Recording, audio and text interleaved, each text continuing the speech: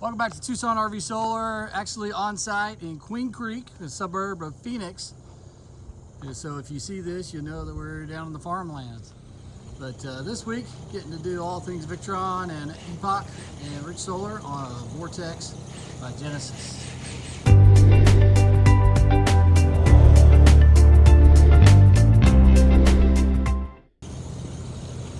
So another toy hauler. This customer loves to go out to the dunes. He's already set with a generator, but we're gonna get rid of those lead acid batteries, all of these. We're gonna cap all this off and we're gonna move everything in here to the middle.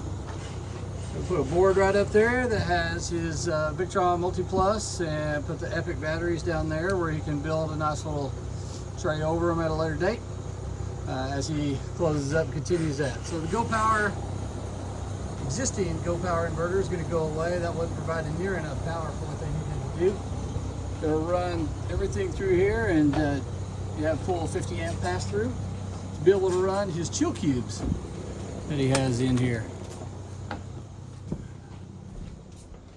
Right now he's got his LCI touchscreen display here, and we can easily run our Touch 70 right here, which is going to be perfect for him to be able to power everything inside the rig.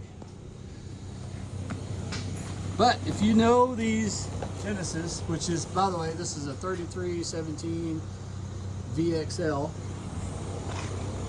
You know the frames, the way they build these in is different than a lot of the other RVs. So these just have like a wall, but you got a stick wood frame here. But we got metal on the bottom, we got metal on the top. We're going to use those as well as the stick frames.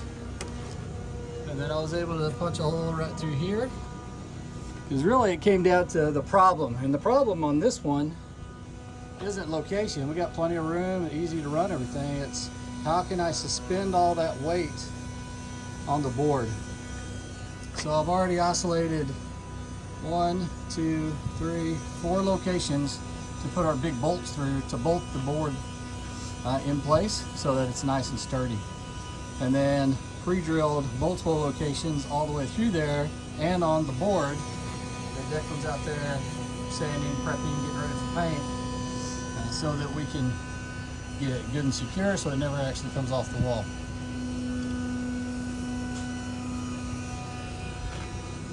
As far as the touchscreen, it looks like it'll actually drop in right back there. So we can mount the Cerbo GX probably on this side, so we don't have to do any extensions whatsoever. All of our data cables are going to come from the board. We got plenty of length for that. And then we'll probably have to do a power extension, but I like doing the power extension from the board. That way I know that it's good 12 volt coming to it. And with that, we'll get at it and take a look, see what we get up to later on. All right, here we are getting the panels up on the roof. Check out what this customer's got.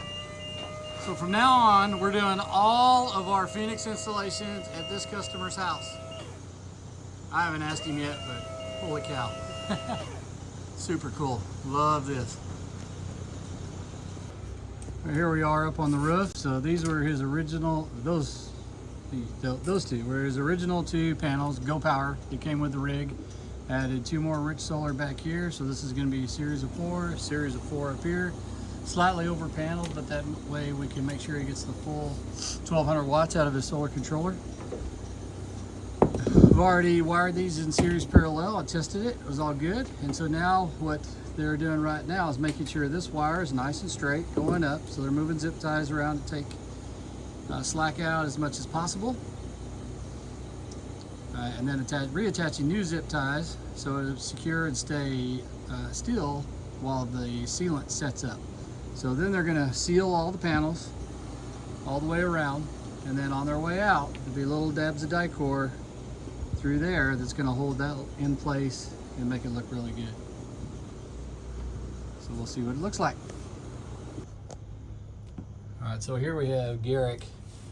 We ran this wire from the Lynx distributor all the way up to here, and we're using a couple of Wago connectors to splice in our power for the Cerbo GX. The power for the Cerbo GX is needed because we mounted it up here. So that way we're able to run all the data cables to it. And then now the Cerbo GX is within 6 feet of the touchscreen.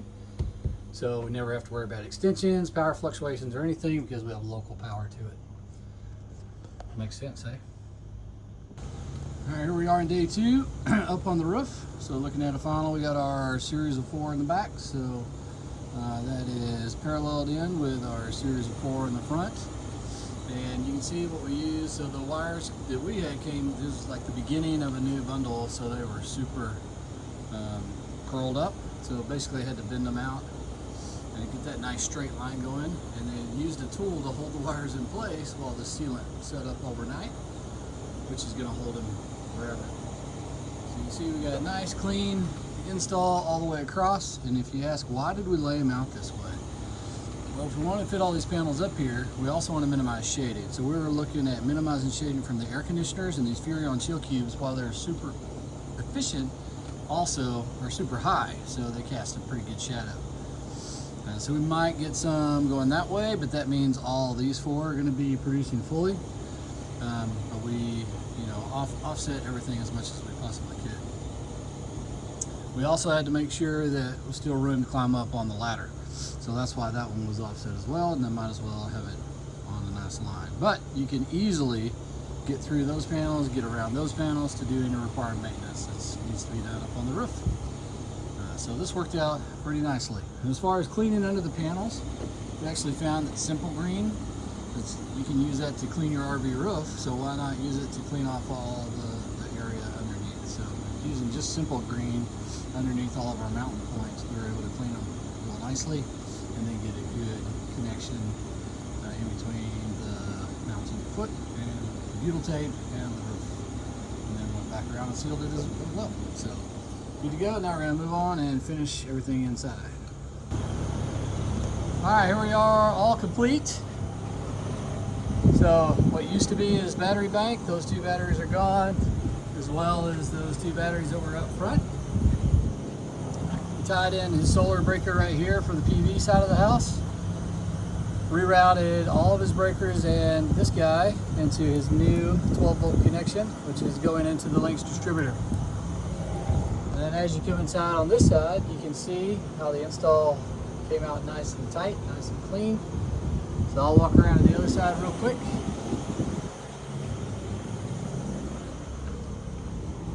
So starting with our 3 Epic 314 amp hour batteries. So he's got 942 amp hours, all going through his Class T fuse and his BEP shutoff switch, all good for 400 amps. And then into the Lynx distributor, where you can see we did the hack to get the lights working again. We've got our SmartShunt counting everything for us. All that going through our wire chase, running the inverter right now. Since we're actually plugged into shore power, he's got it on and a bulk charge to charge these things up to their full capacity. And then we've got the 150/85 where we've ran over paneled, all 1400 watts of panels going through there, so it might cap off every day, but they're flat mounted panels, so maybe. From there, that's recharging his batteries as well. And then he has a generator on board, so in the transfer switch, we actually tied leg 1 and leg 2 together of the transfer switch and tested that, made sure that it engaged, and we were able to bulk charge off of it. For our data cables for the shunt and the solar controller and the inverter, you can see they're running up and across, as well as this white cable. That's the new power that we ran underneath for the Cerbo GX, as we talked about earlier. So I'm super happy with how this install turned out. Nice and lined up perfectly. And then on the inside,